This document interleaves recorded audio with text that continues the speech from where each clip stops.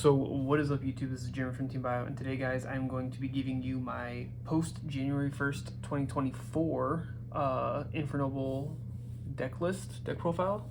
This is a deck list, the exact deck list I took to locals a couple days ago here. We did 4 rounds with Swiss, and I went 3-1, only losing to Kashtira, which was really just dimensional shifters, is what I think is what the main thing I lost to.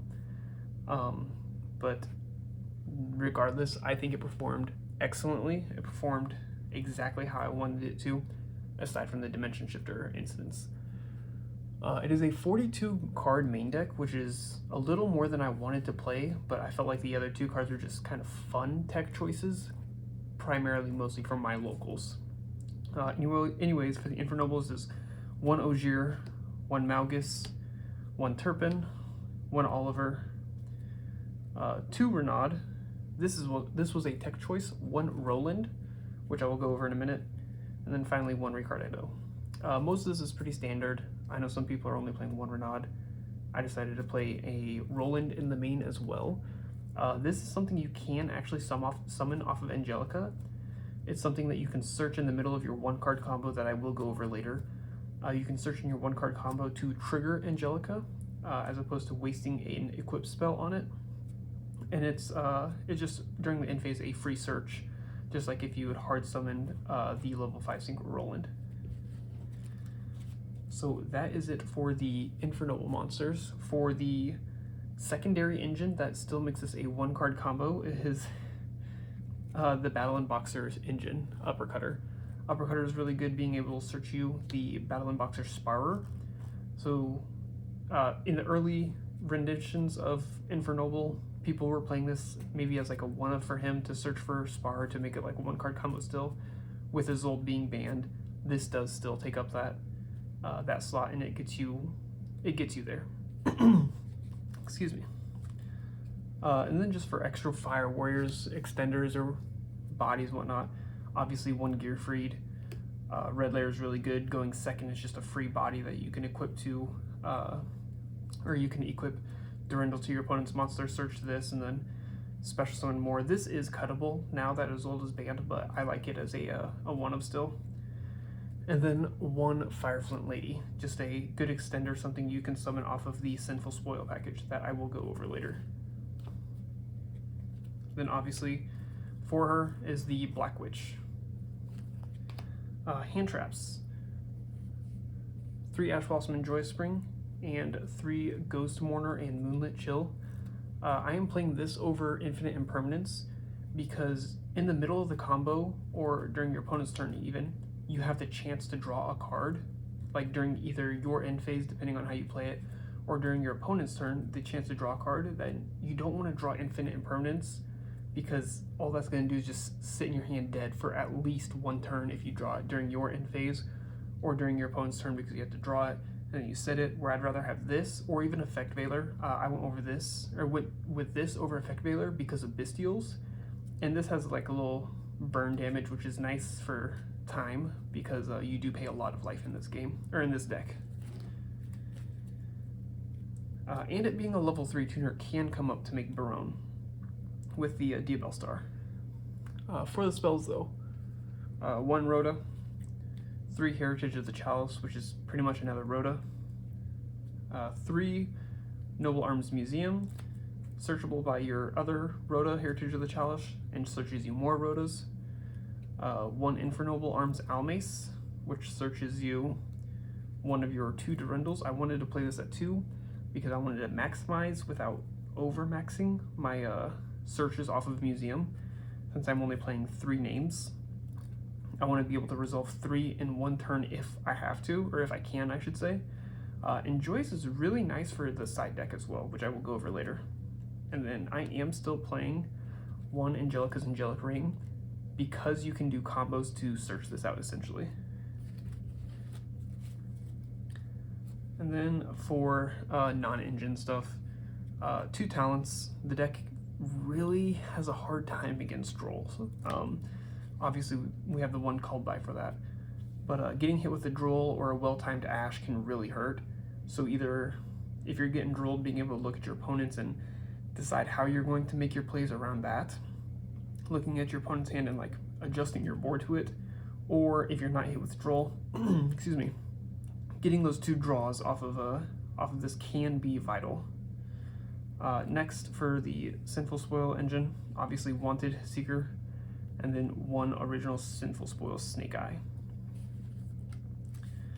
And then for the traps, I do play one Horn of Oliphant because it's searchable off of Angelica. This is a 42 card deck list. Like I said, you can cut this, you can cut the level 1 Roland, you can even cut the red layer for other stuff that you want. I just thought they were very fortunate text for my locals. Anyways, for the extra deck, 2 Emperor Charles, really good. Spell trap, negate, non-targeting destruction if you resolve his effect to equip regular Charles. 1 Link Spider for if you get Nibiru, you can link that token off to Link Spider, and that gets your Sinful Spoil plays legal because you have to send a card to the graveyard. I am playing 1 Ferocious Flame Swordsman. You can switch this out for a 2nd SP, which I am only playing 1 of in this version because Zolda isn't legal. Sometimes you get in awkward positions in your combo where you just need a link zone without making SP, so I wanted a downward zone, and then I can just link around and whatnot. It doesn't come up too often, but it comes up often enough for me where I felt like it was needed. 1 Access Code Talker, just if you're going for turn 3, going for that OTK is just really nice. 2 Angelica. Being able to search is really nice, obviously. This is where it gets a little controversial, is 2 Captain Roland. The primary reason I play 2 of this, or the main reason, whatever, I play 2 of this is I can often summon 2 of these in 1 turn, obviously 1 off of Angelica, and then 1 to properly synchro summon to send that Angelica's Angelic Ring, and then get a Fire Warrior search during the end phase, which is a really nice part of the combo. And also with the new XYZ rank 8 coming out soon, I can't remember its name, it can look at your extra deck and tear a card out, so having multiple ways off of Angelica to summon this guy is just, or multiple copies that you can summon off Angelica is kind of convenient. And then same with Charles, having 2 Charles. This is just what I took to my locals. Knowing Cashiera was going to be there, I respected Unicorn. It mildly paid off. I lost on the back of Shifter, like I said, but it is what it is. And then 1 Barone, because you can easily make it still.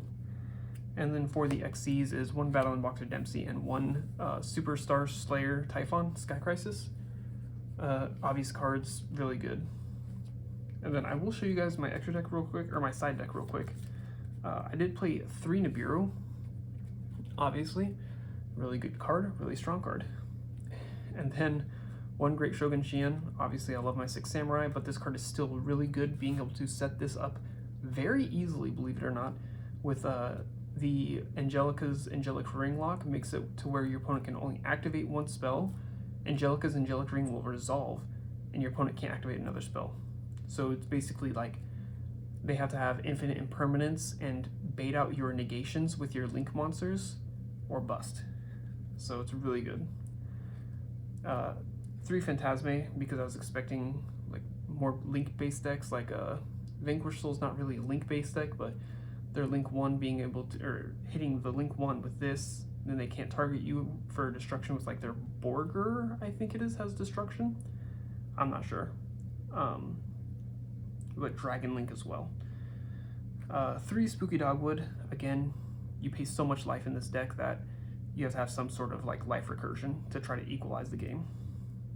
3 Droll, 1 Flame Veil Counter, and then 1 Rivalry because it is limited.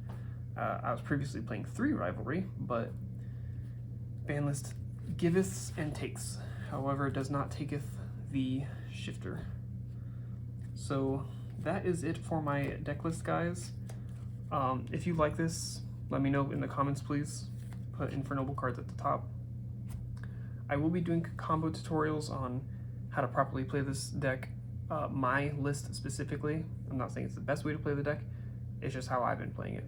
So thank you guys so much for watching the video. Drop a like, drop a comment, whatnot, and I will talk to you guys later. Peace.